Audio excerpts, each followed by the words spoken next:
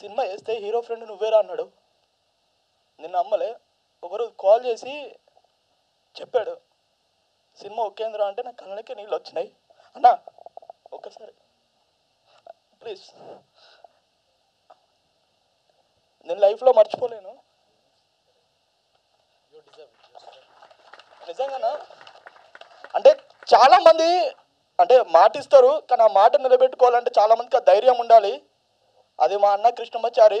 నేను చెప్తున్నా, ఈ సినిమా చాలామంది థియేటర్లో చూడకపోవచ్చు. రేపు పొద్దున ఓటీటీలో వచ్చినప్పుడు ఇలాంటి సినిమా ఎందుకురా థియేటర్లో మిస్ అయ్యలే అన్న, థియేటర్లో కూడా ఉంది.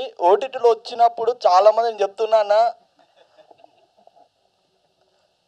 Recently preview వేశారన్న. ఫస్ట్ ప్రివ్యూ వేసినప్పుడు నేను చాలాసార్లు అడిగా సినిమా చూపించావా అన్న అంటే, లేదురా మొత్తం అయిపోయాక చూపిస్తా అది అని చెప్పి అన్నారు. అంటే ఒకరోజు ప్రివ్యూ ఉంది రారా చూస్తావు అది అని అంటే, సరే అని చెప్పి ప్రివ్యూ నుంచి బయటకు వచ్చారు. సీనన్న రాలేదు.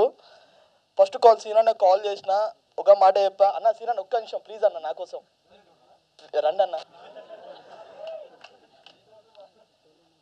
నేను చెప్పా సీనన్నకి, ఆ రోజు కాల్ చేసిన సీనన్న కూడా ఏమాడంటే ఎలా అనిపించింది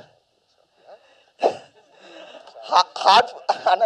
లేదన్నా నిజంగా నాకు తెలుసురా, మన ఎమోషన్ మన దగ్గర పెట్టుకుందాం అన్న. Please please please, thank you రా, థ్యాంక్ యూ, లవ్ యూ అన్న. నీ యాక్టింగ్ చూసి నాకు మెంటల్ ఎక్కేసింది అన్న. ఆ కమల్ హాసన్ చూస్తే కూడా భయపడతాడేమో నేను చూసి.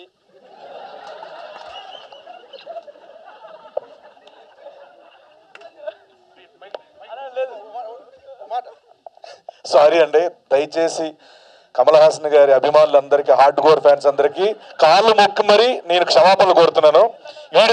ఈడు అన్న ఒక చెత్తవాగుడికి నేను మీ అందరికీ క్షమించమని కోరుతున్నాను. ఒరే మాటలు ఒక అర్థం ఉండాలరా.